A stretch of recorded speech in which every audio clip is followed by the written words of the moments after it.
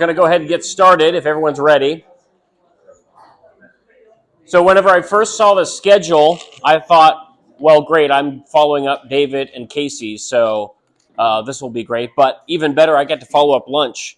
And once I tell you a little bit about my background, you'll be like, oh, great, now I can take my nap. Here, let me get the clicker real quick. Just a couple of shameless plugs before I get started. Just to introduce myself, my name is Luke Byers. I'm the Agriculture and Natural Resources Agent for the River Valley Extension District. I'll go into a little bit more of that in a minute. No, I'm having a hard time hearing you. The other one that's presenting the information. If y'all can keep it down a little bit. We'll edit it in post. So I'll go ahead and introduce myself. My name is Luke Byers. I'm the Agriculture and Natural Resources Agent for the River Valley Extension District. I apologize for cutting our lunchtime short. I know that that's usually a great time for networking and getting to know some people in our line of work. But just a couple of things I wanted to mention before I got started. Just a few programs we have coming up in the district. If you or someone you know requires CCA credits, 1A credits, or 1D stump treatment custom applicator credits, we're going to be holding a crop pest management school in Concordia on Friday, December 12th. So make sure you mark your calendars for that. Another thing that I'd like to bring to your attention is that we're introducing a new program into the district starting this coming crop year. I know a lot of folks in this area do a mixture of both crop and livestock production. So one of the things I want to bring to your attention is the Kansas Farm Research Network. This is a pilot program, collaboration between the River Valley Extension District and the Kansas Agricultural Research and Technology Association, otherwise known as CARTA. We had their conference here in Clay Center back in March. So what that basically is so the CARTA organization is endowing a research internship in the Extension District to help farmers with technical support on on-farm research projects. So if that's something that you have a passing interest in, but you're just like, well, I haven't had the time or the labor or the resources to do it, make sure you pick up a copy of our producer information guide. I'll be setting them over here. Obviously no cost associated with it, and just feel free to reach out with more questions. So those are just a couple of things I wanted to bring to mind that are happening in the Extension District before I jump into my slides here. So just a little bit about me. I'm from the opposite ecosystem where I grew up before European settlement. There was 100% trees. I grew up in South Central Pennsylvania. I got my bachelor's degree from the University of Wyoming in 2020. So big culture shock there. I've been in Kansas for about 5.5 years. Got my master's degree in agricultural economics in 2022. Married my wife, whose family is pretty involved in fire culture in Pottawatomie County. We just had our first son, Ezra, about 4 months ago. Started in this position in the River Valley Extension District, which is Clay Cloud Republic in Washington counties, as you can see there, in October of 2022. So going into my 4th year in this position. So just a couple of questions and to disclaim, so my background, I'm not a rangeland ecologist. I'm an agricultural economist, so you now have more permission to take your nap now. So the questions that I wanted to consider looking at woody encroachment and range management from the angle of what is the cost-benefit analysis of an effective range management plan? So here are a couple kind of rhetorical questions to keep in mind as we go through this discussion. How is woody encroachment affecting short and long-term forage production, water use, biodiversity, and livestock productivity? A lot of these questions have been succinctly answered by Casey and David earlier in the presentation. How do impacts on livestock productivity affect net farm income? How do ceteris paribus effects of woody encroachment on net farm income translate to land valuation? That's a fancy term, basically meaning holding all things equal. Scientifically speaking, basically looking at what's the counterfactual scenario of choosing this management approach or that management approach whenever it comes to land valuation, because that's a critical component that brings all of this together. and then how is that all weighted against the costs of an effective woody encroachment management plan. So I'm just going to run through these really quickly on the front end. We've talked about the impact of woody encroachment, some statistics that David mentioned at the beginning. This is just Google Maps Street View, close to Milton Vale, just about 20 miles west of here, in 2009, 2013, 2022, 2023. So the problem is, of course, right here in our backyards. Summary statistics also brought up. David brought that up at the beginning in some of the publications that are available to you in your materials. 5 stages of woody encroachment. We know this already. Intact stage, dispersal stage, recruitment, encroachment, state transition. So just a basically review of where we were this morning. So what I want to get to is, okay, how do I quantify that? How do I take all the information that I know about the role of woody encroachment in converting our landscapes from a grassland state into a woodland state, and quantify what the consequences of that are economically for my operation? So this is just a mechanical method that I picked up. I wish I could remember where I picked this up, but this is just looking at what is the economic consequence of having one eastern red cedar on your property, even just from a ground cover perspective. So say, for example, that your property produces, and there's a reason I chose 4,356 pounds of forage per acre, because there's 43,560 square feet in an acre. And so this calculation comes out neatly to a 1/10 of a pound of forage production per square foot. So supposing you have something like this, I know in our area that's probably going to fluctuate anywhere from 2,500 to over 5K, depending on the quality of the ground and the year. And then once you identify your area of wooded cover, suppose, for example, you have at mid-level height of an eastern red cedar, you have a 4 foot in radius. So taking the area of a circle, multiplying that by the radius of the cedar, so that cedar is taking up 50.24 square feet of ground. Now, granted, that this would be a mature seed-bearing cedar at that size. At 1/10 of a pound per square foot, you're essentially losing 5 pounds of production per cedar. And so you might think, okay, 5 pounds of production, that's not really that much. For one, this is simply from covering the ground, not taking into account any of the effects like water cycle and hydrology, and some other things that I'm going to be getting into just briefly. So what happens if you scale it to your total infestation? That's kind of the rhetorical question here.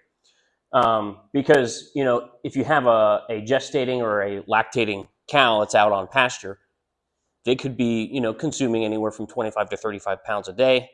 How many, and that's not necessarily completely going to be an exclusive foraging ration, depending on what stage in the game you're at. There's basically what I'm saying is not all the time are your cattle going to be getting exclusively a grazing ration whenever you're in these enterprises, but just something to keep in mind as a reference point, I guess I should say. One of the things that I'm glad David brought up earlier in the presentation was the rangeland analysis platform. So whenever you're asking the question, okay, how am I taking this kind of information and bringing it to scale, using something like the rangeland analysis platform is really useful. Specifically the Production Explorer. If you're, well, I think I found out why your clicker is interesting. So there we go. I won't go into it, but here's a QR code here. David mentioned kind of what that looks like on the platform a little bit, but this can give you a good kind of benchmarking tool to see where you are at production-wise on your own properties, and how that kind of mechanical method of measuring the effective woody encroachment on your ground cover can be affected at scale on your individual properties. Another tool that I like to use, and this comes with a caveat, the USDA NAS CROS, basically GIS database online, where you can basically import a shapefile or draw a polygon on crop data layers. Now, the caveat with that is that the level of granularity is not as refined as you'd like it to be. So you're going to get a rough estimate of what proportion of this parcel that I'm looking at is made up of deciduous and coniferous forest, versus grasses. One of the projects that's taking place at K-State right now in the College of Engineering is that they're working on deploying what they call a FATSat, a hyperspectral agricultural satellite into space, which can get down to the level of 50 meters. And that will get a lot more granular data on the role of woody encroachment, NDVI values, and all sorts of land data management there. That's still a couple years out. So, but in the meantime, I like using this tool because it'll get you a rough estimate whenever you're looking at large areas. So, and just some of the things that are important, whenever using these kinds of tools. If I were to go through them step by step, it would take a while. But basically, what you're getting to is how am I comparing the production I could be getting off of this parcel of land versus what I am getting as a result of an encroachment problem. So that's kind of where this all leads. That's only one ingredient in the role of the cost of woody encroachment on our grazing lands. This was also something that David brought up in passing is the role of, and this is from a publication from Oklahoma State. They've just done a lot of research on this particular issue that has been publicly available for a while. So this isn't a knock on my land grant university just down the road, obviously, but this is just a resource that I thought was really useful. So basically, in layman's terms, if we look at things from a water budget, so to speak, if we have a fixed precipitation total over time, how is that getting allocated across different uses? So we've got things like evaporation, transpiration, storage, and stream flow. So in this image here, you can see, okay, we've got precipitation. We've got things like percolation of the soil, infiltration into the topsoil and so forth. Subsurface flow, stream flow that is above ground and below ground and base flow and all that sort of stuff. But then we've also got this stuff going on here, evaporation from soil and from plant canopies, and then transpiration from the plants. So those are factors that get drawn into question whenever we think about what is our water supply and water demand whenever it comes to our grazing lands. So just a simple equation, and because I'm an agricultural economist, I like using letters instead of numbers. So if we look at this from a perspective of what is our water budget whenever it comes to the precipitation that we see on our properties, P equals E plus T plus delta S plus Q, where P is our precipitation, E is our evaporation, T is our transpiration. Delta S, that's our change in storage, that's soil water and groundwater, and then Q is our stream flow. That could be overland flow, subsurface flow, or base flow. Question, which components are most critical to effective long-term range management? Does anyone have their opinion? Which ones are going to be most critical for determining your forage productivity? Precipitation? Well, sure, yeah. So yes, that's of course going to be but let's assume that our precipitation amounts already set. Okay. I would say storage because that's where your plants are getting their water from. Right, so storage, that's going to be a huge factor. And another one that we might want to think about is also stream flow, because that's also going to be affecting our livestock water source in a lot of cases. And I mean, storage could as well, no pun intended, could as well. But so this is what the study that was conducted at Oklahoma State, I made sure to change the coloring of it was orange and black. I changed it to purple and white. So yeah, but this publication is available at the Oklahoma Cooperative Extension Service. So this is what is one of those parameters that we talked about on the previous slide. One of these letters here. What is the effect of red cedar encroachment on that? And what's the probable impact on the component in question? So, for example, if we have, so like this is basically describing what happens whenever we have, this was looking specifically at red cedars, but if we have red cedar encroachment into our particular area, this is kind of a description of what happens, and this is kind of how does red cedar encroachment affect the value of this letter, so to speak.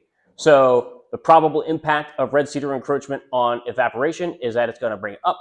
It's going to bring up transpiration. It's going to bring down soil, water, and groundwater storage. It's going to bring down groundwater recharge. And then whenever it comes to flow, it gets a little bit more complicated. But in most of the climates that characterize Kansas, basically for the eastern 85%, it's also going to decrease our overland flow. It will increase subsurface flow, but it's also going to decrease base flow. So if we hold precipitation constant over time, net stream flow decreases in most cases as woody encroachment increases. Soil, water, and groundwater storage decreases as woody encroachment increases. And more precipitation is taken up by evaporation and transpiration, meaning less to meeting the water needs of grasses and forbs and streams and ponds. So, and it's not a static effect. If you don't manage it, it just gets worse. So another study from Oklahoma State, this one was from about 15 years ago, but since woody encroachment's kind of been a problem for the past, since before I was born, I thought it was relevant to our discussion. So just looking here, they had a study where the land parcels that they were analyzing were basically directly next to each other. But one was essentially an intact grassland watershed, and the other one was a virtually completely red cedar. So in this instance, you can just see visually, this is soil volumetric water content. So what percentage of the soil, has, what's the water content percentage-wise in the soil, or ratio-wise, I guess, in this case. So 25 to 35% versus 15 to 25%. This was in the virtually intact grassland. This was in the red cedar soil water content. So basically what we're saying is the volumetric soil moisture content in an intact grassland is going to be 40 to 70% higher than it is in a virtually completely overtaken red cedar watershed. The thing about that is that, of course, whenever we're dealing with our grazing lands, we're not 100% infested by red cedar. So you kind of have to calibrate that disparity based on what level of encroachment you have. And so this is just kind of a very, I want to say it's a simple mathematical equation, but it's a simple linear algebraic expression to kind of show what that might look like in a situation. So if we assume that we have a linear relationship in production as a result of precipitation, or water availability, I should be more specific, and water is a limiting factor of production, i.e., water is going to be the thing that makes or breaks whether or not you have a good year. This is kind of how we break it down. So it's easy to see, okay, our ground cover loss, basically, however much ground we lose is going to be forage taken away. The other component, the water budget loss, it's basically what we're saying is we're not losing as much forage as is taken up by red cedars in area. We're losing more than that. And what I mean by that is this special variable here, which basically means what's the relative change in the volumetric soil moisture as a result of woody encroachment. So if you have, your percent of your area encroached times your productive area, I should say, and then you're incorporating this additional variable for your water budget loss. Basically, what are you saying is, okay, the amount of forage we're losing from cover loss and from water loss is all of the encroached area, plus the percentage change in volumetric soil moisture. So if it's as bad as in the case we saw here, which 40 to 70%, then we're going to be increasing the factor not just by 1 but by 1.4. So that's a long-winded way of saying whenever you're losing forage production from wood encroachment, you're not just losing it on the surface, you're losing it underneath the surface and in a substantial way. And of course, this all is for illustrative purposes only. The compounded effects of both ground cover loss and the water budget loss are probably more mathematically involved than I have training in. Last but not least, this is something that I wanted to talk about that is kind of unique to the line of study that I've worked in as an agricultural economist. The relationship between the production value of land and the capitalization value of land. So what do I mean? So whenever I'm using capitalization in a specific way, basically meaning your ability to leverage your assets to bankroll your operation. So cash flow, essentially, the land's ability to provide you with cash flow. So most of the time in agriculture, capitalization of land assets is directly related to land productivity. What do I mean by that? What I mean is if you have really productive land, the land's going to be worth more because that's where the value is deriving itself, is how productive the land is. So having an effective range management plan is going to be improving your productivity. And historically, like I just mentioned, your productivity level is going to inform your land values. If you have, historically speaking, if you have 1,000 acres of intact grassland, that's going to be a lot more valuable whenever it comes to cash flowing your operation than 1,000 acres of red cedar. And the marginal effects can be observed there too. So the question that I'm posing rhetorically, and this is coming from anecdotal experiences over the past 4 years that I've been here, are we seeing a change in our Kansas rangelands whenever it comes to this relationship? So the question then is, how do land markets weight productive quality and, for example, recreation quality when it's reflected in land values? Is woody encroachment more desirable in recreation land? And when is recreation land more valuable than production? What are the limits to that? Is there a market equilibrium? So where's this coming from? This is coming from, like I mentioned, the experiences I've had in the past several years where I found out that sometimes having woody encroachment on your land is a desirable feature for people who are in the market for purchasing land. And that runs completely counter to what we would think in production agriculture, but it's because the use of the land is not necessarily for production agriculture. And so that's something that has to be taken into consideration whenever we look at what is the overall effect of that on something like cash flows for our operations. So why is this important? Capitalization of land by use is a huge factor in creating a cost-benefit analysis of your range management plan.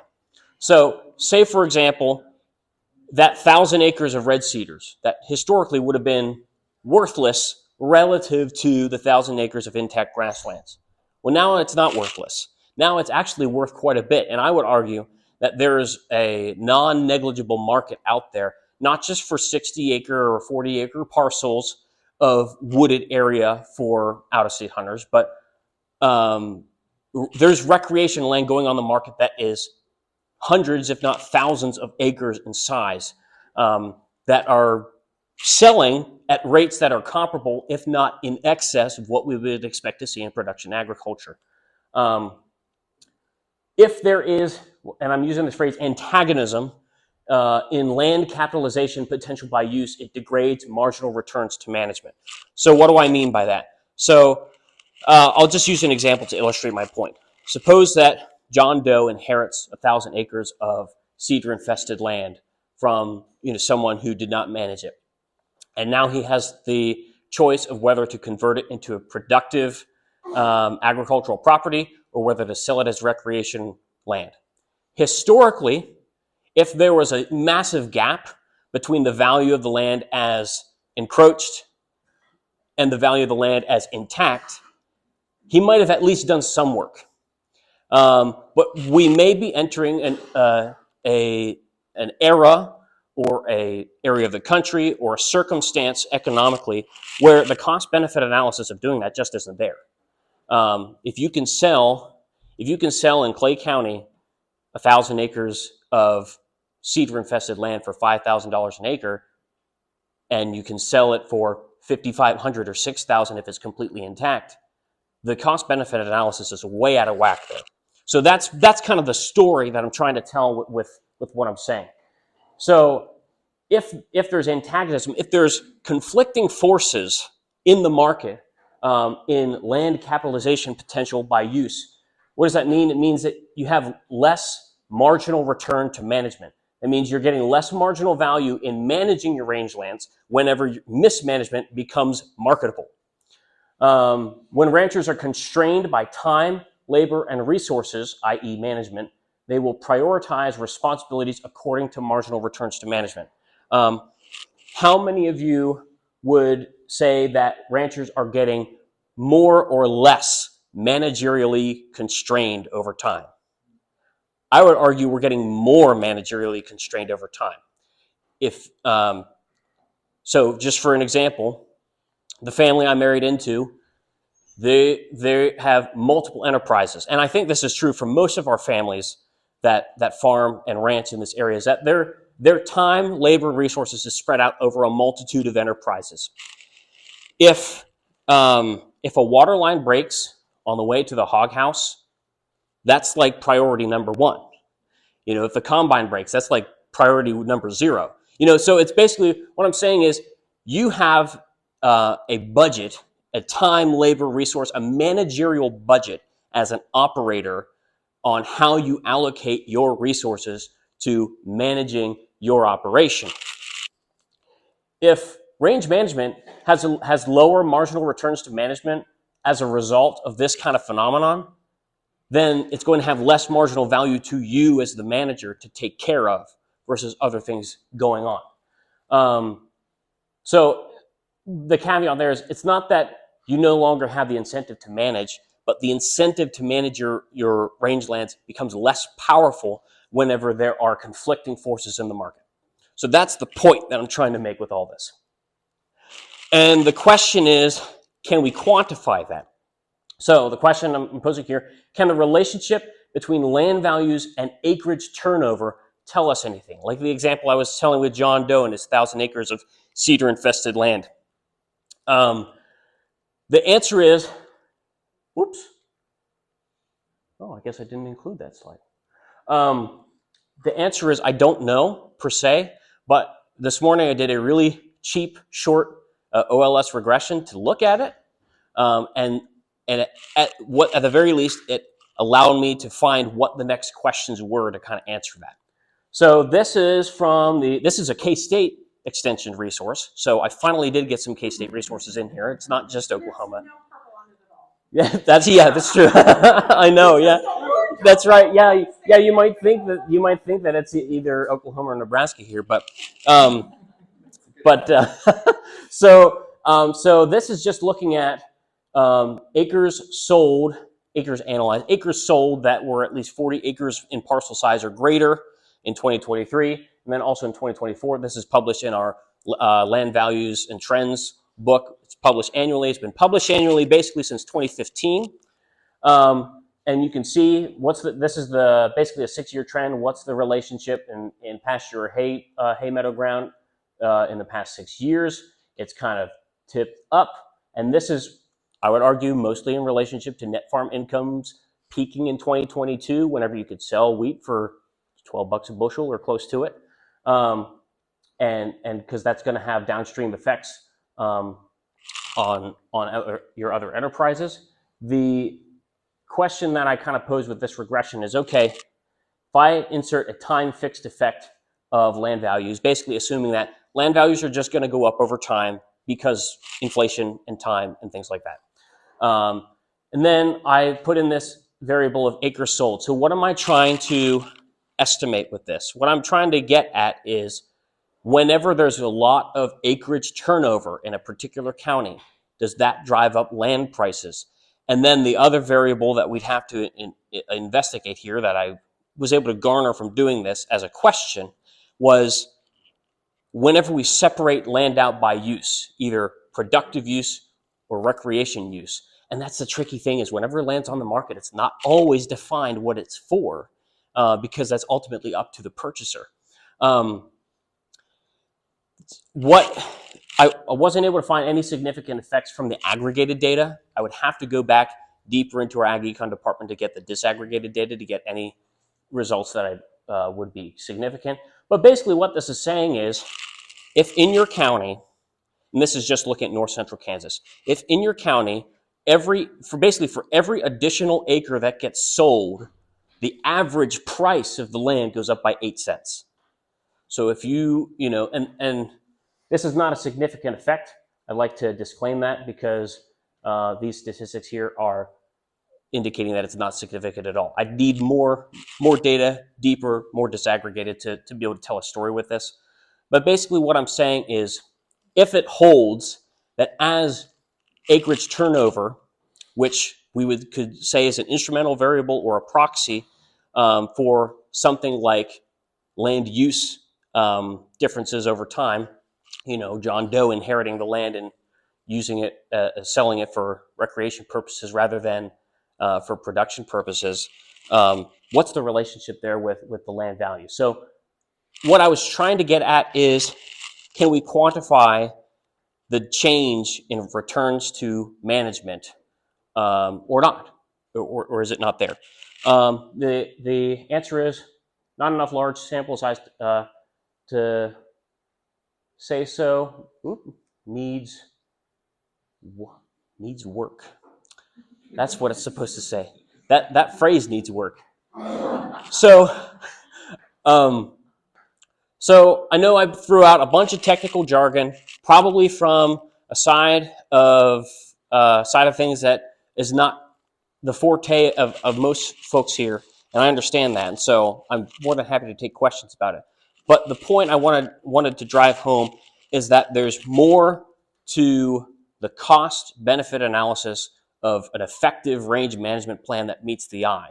And it's not as simple for us to say, well, I need to do this or I need to do that. It's how do you weight those priorities? How do you rank your priorities and how do you allocate your resources in order to do that in a way that's going to be effective long-term for your operation?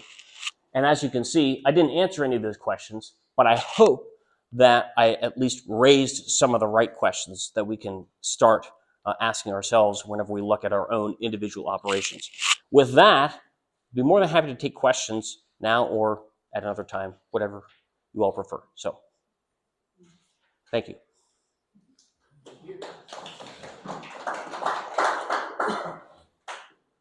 Are people purchasing it for recreational purposes, raising the cost of land so that it's harder for young farmers to start into business? So I'll give you, I'll give you an example. The reason I started looking at what's the relationship between land values and land use was because I was looking at through the land values book, and anecdotally, in 2023, Cloud County in particular kind of blew up whenever it came to acreage turnover.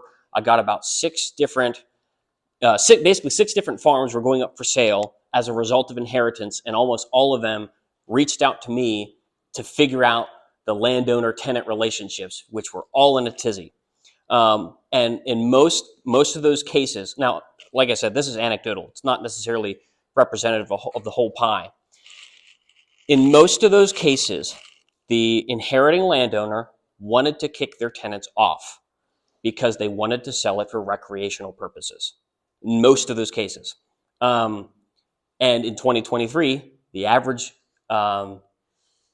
land value for pasture in Cloud County, which blows my mind, was $5,200 per acre, which was nuts. And then it dropped way back down in 2024, and I didn't get any of those calls. So that's where I kind of thought, okay, something fishy is going on here. But I don't have the, statistical answers for that. Um, I think a lot of people perceive that, oh, I can get more money if I sell it as recreation to out-of-state people. And that's kind of related to what is the dynamic between out-of-state owners of land, or even just absentee landowners in general, and what agriculture looks like in Kansas. I think there's a disconnect there. So I don't know. Does that answer any of your question at all? Can I what more can I say? What more would you like to? So I put a couple of notes here that aren't in the slides that I did want to bring up. So curiously enough, the number one state for non-Kansas absentee landowners of Kansas land is Texas. You would think, oh, it'd be the border states. Well, the border states basically come second through fifth. Number one's Texas, interestingly enough. It's probably just because there's a larger number of people in general in Texas, is my suspicion. Yeah, well, that's kind of the narrative that we say is like, oh, these big Texas oil magnates come north 2 weeks out of the year to hunt and then don't manage their property the rest of the year. That's the story we tell. Obviously, that's not the case in every circumstance, but it's obviously happened enough times that that's the story that people tell. But just a couple other points on that is, even Kansas absentee landowners may be unacquainted with the Kansas range ecosystem, but outside of Kansas, it's a lot more likely that they're going to be unacquainted with rangeland ecology here. The other thing is, Casey brought this up in passing in the beginning of his presentation. Purchased, financed land does not cash flow itself in agriculture. If you purchase ground, and that's regardless of whether you're in a cropping enterprise or a grazing enterprise, if you purchase land, the revenue from that land is not going to pay for the land. It has to be supplemented by rented land, unless you've just got a stash of cash sitting around. And in a lot of our recent estimates at K-State are pegging what percentage of farmland is rented. It's about 50-50, quite honestly, which means that there, and assuming that non-operating landowners are not also operating some other land, which I think is a rational assumption.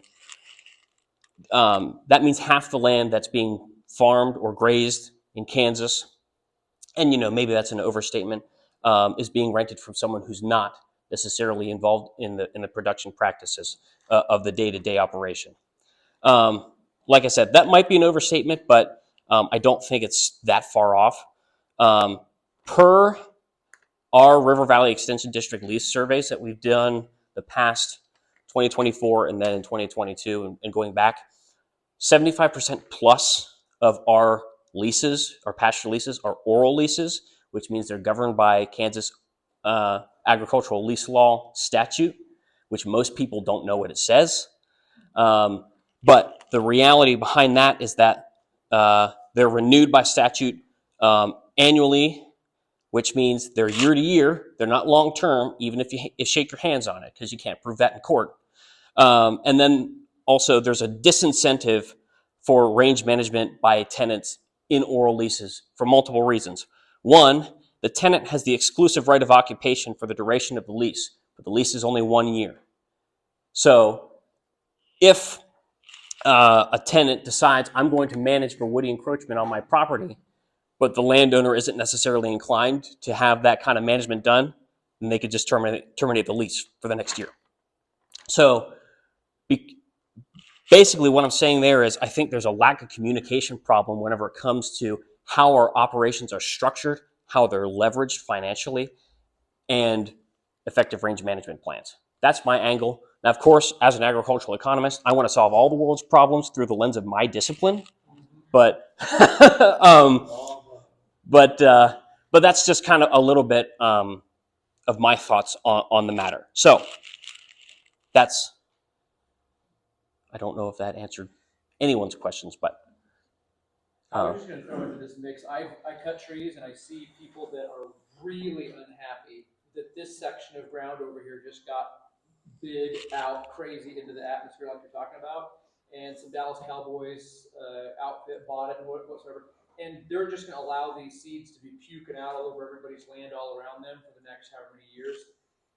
But not only that, you see that people that are leasing are making a ton of money. In other words, owners can maintain the property. It's already out of control. They could then lease that. And I'm seeing there's a lot of companies that they have all of the outfit set up. And what they'll do is they'll come in and they'll make a deal. I'm just giving you a basic idea. One guy told me, and I've talked to one of the companies that does leasing, a section of ground would be like $5,000 for a 1-year lease for hunters to be in there. They want to lease it for numerous years. And then these people that want to come in out of state, they may want to lease.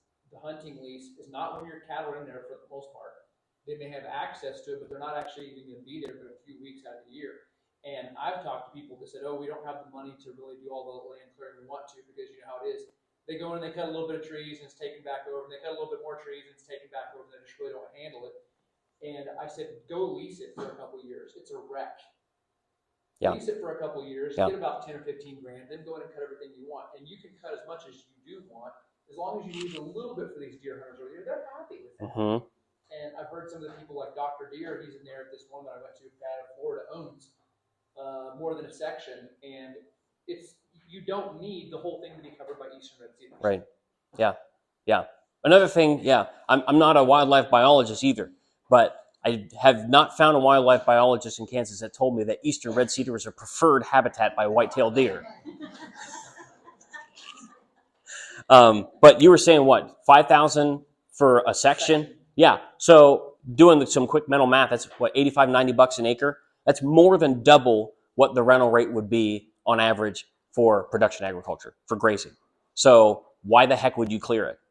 You know, if you're going to get 5,000 on it, you know. But you could own it and clear some of it and leave enough area that's more than a deer magnet. Oh, sure. How you set it up, and you could maintain and own that, like with no effort. You got this guy that's over here renting for all of your crop field, a little bit of grazing and your pasture, whatever the land mix of it. Mm-hmm. And you got this part over here that you leave or cut trees out of or whatever to make it more likable to your deer guys, and you could have 3 different renters.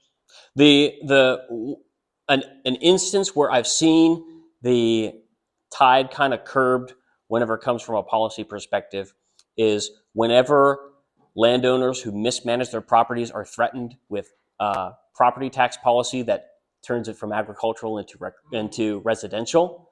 Then they're like, oh, quick, come put your cattle on my property now. But that's not really a widespread phenomenon here in Kansas either. But anyway.